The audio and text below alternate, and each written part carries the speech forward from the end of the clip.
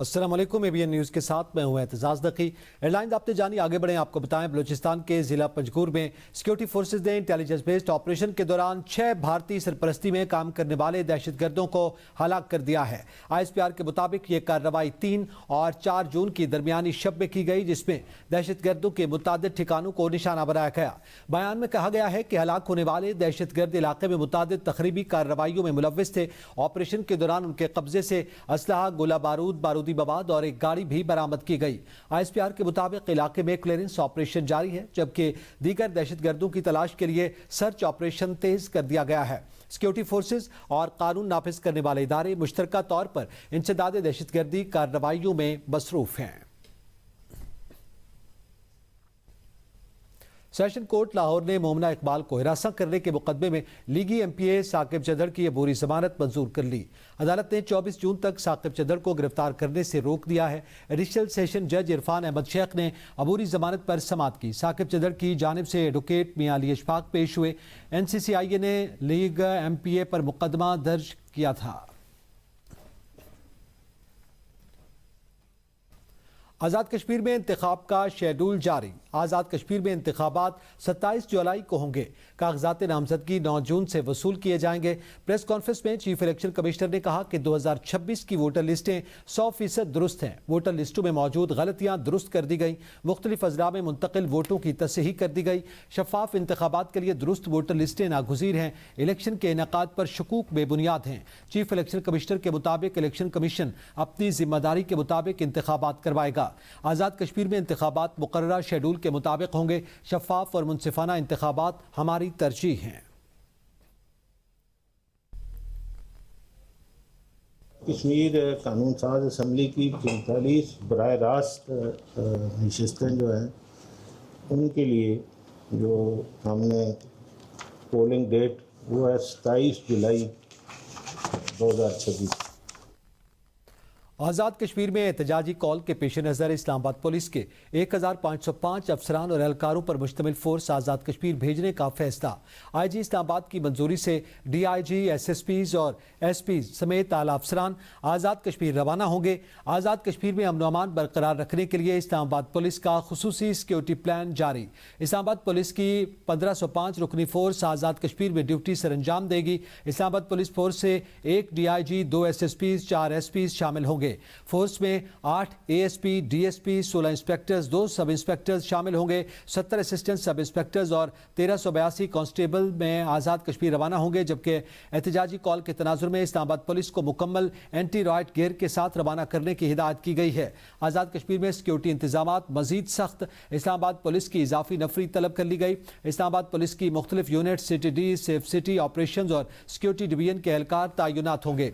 IG Islamabad ने नफरी की नकलो हरकत और लॉजिस्टिक सपोर्ट के लिए खुसूसी अहकाम जारी कर दिए हैं। जॉइंट अवामी एक्शन कमेटी की एहतजाजी कॉल के पेश नज़र सिक्योरिटी हाई अलर्ट कर दी गई है। इस्लामाबाद पुलिस की रिजर्व फोर्स भी आज़ाद कश्मीर में तैनाती के लिए तैयार है। इस हवाले से मजीद जानेंगे ब्यूरो चीफ इस्लामाबाद जमान मुगल से। जी जमान मुगल, मजीद तफसीलात से आगाह कीजिएगा। जी बिल्कुल, कश्मीर एक्शन कमेटी की तरफ से एहतजाजी कॉल दी गई है और इम्कान जाहिर किया जा रहा है कि अगर मुज़ाकरात कामयाब नहीं होते तो 9 जून को जो है बाकायदा तौर पर कश्मीर को बंद करने का प्लान है।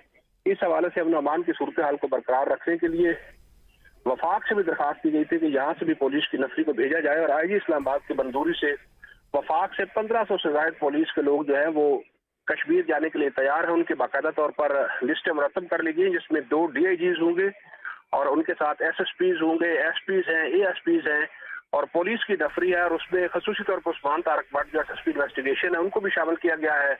उनके साथ SP सदर को शामिल किया गया है। SP I9 और दीगर जो SPs हैं उनको भी उस नफरी में रखा गया है। और इसके साथ जो लॉ एंड जस्टिस वाले हैं और लॉजिस्टिक सपोर्ट्स वाले हैं वो नफरी भी साथ लगाई गई है। टेक्निकल की नफरी भी साथ मौजूद होगी ताकि कश्मीर में अमन व अमान की सूरत हाल में किसी किस्म की भी कोई जरूरत पेश आती है तो उनकी अपनी नफरी में भी हर तरह के एक्सपर्ट साथ मौजूद हों। जी बहुत शुक्रिया जमान मुगल।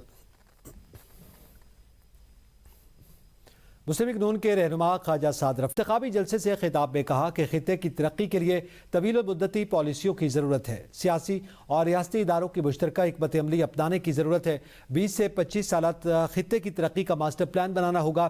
انتخابات کے بعد تمام فریقین کو بیٹھ کر مستقبل کا لائحہ عمل طے کرنا چاہیے۔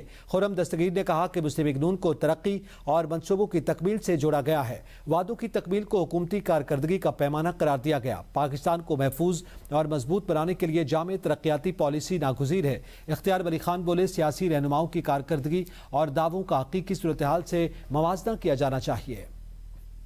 مسلم نون کو ترقی اور منصوبوں کی تکمیل کے حوالے سے ووٹ ملنا چاہیے۔ خواجہ سعد رفیق نے گفتگو کرتے ہوئے کہا کہ تمام سیاسی جماعتوں کو بیٹھ کر گلگت بلتستان کے مستقبل کے حوالے سے لائحہ عمل طے کرنے کی ضرورت ہے۔ بھوک ہے، بے روزگاری ہے، غربت ہے، پسماندگی ہے، اس کے باوجود یہ لوگ تعلیم یافتہ ہیں، مہذب ہیں، جینٹل ہیں، اپنے مہمانوں کی عزت کرنا جانتے ہیں۔ میں اپنے رب کے حضور کھڑا ہو کے بڑی عاجزی سے یہ دعویٰ کروں گا کہ گلگت بلتستان سے لے کر بلوچستان تک، ان پہاڑوں سے لے کر بحیرہ عرب تک، پاکستان کی سرزمین پر جو ترقیاتی کام ہے اس پر شیر کا نشان ہے۔ خیبر پختونخوا کی حالت یہ ہے جہاں پر سکول میں استاد نہیں ہے، تعلیم نہیں ہے، 34 یونیورسٹیوں میں 24 یونیورسٹیاں بند ہونے جا رہی ہیں، دیوالیہ ہو چکی ہیں، تنخواہ ان کے پاس نہیں ہے۔ جی بی 17 الکا 3 دارالعلم میں پولنگ کے دن سے 2 روز قبل سیاسی سرگرمیوں میں تیزی آ گئی۔ منیکال میں منعقدہ ایک تقریب کے دوران مشری خیل فیملی نے اپنی تقریباً 150 ووٹوں سمیت پیپلز پارٹی کے امیدوار حاجی محمد نسیم کی حمایت کا اعلان کر دیا۔ انتخابی مہم کے آخری مرحلے میں مختلف امیدواروں کے حق میں حمایتوں اور سیاسی الحاق کا سلسلہ جاری ہے۔ جی بی 17 الکا 3 دارالعلم میں منیکال کی تقریب میں مشری خیل فیملی نے 150 ووٹوں سمیت پیپلز پارٹی کی حمایت کا اعلان کر دیا ہے، اور جی بی 17 الکا 3 دارالعلم میں انتخابات سے قبل سیاسی سرگرمیاں بھی عروج پر پہنچ گئی ہیں۔ آزاد امیدوار مولانا عبدالکریم کے زیر اہتمام ایک بڑے عوامی اجتماع کا انعقاد کیا گیا، جس میں کارکنان اور حامیوں کی بڑی تعداد نے شرکت کی ہے۔ جلسے کے دوران متعدد خاندانوں نے مولانا عبدالکمور کی حمایت کا اعلان کر دیا ہے اور مقررین علاقے کی ترقی اور عوامی مسائل کے حل کے لیے مؤثر قیادت کی ضرورت پر زور دیا۔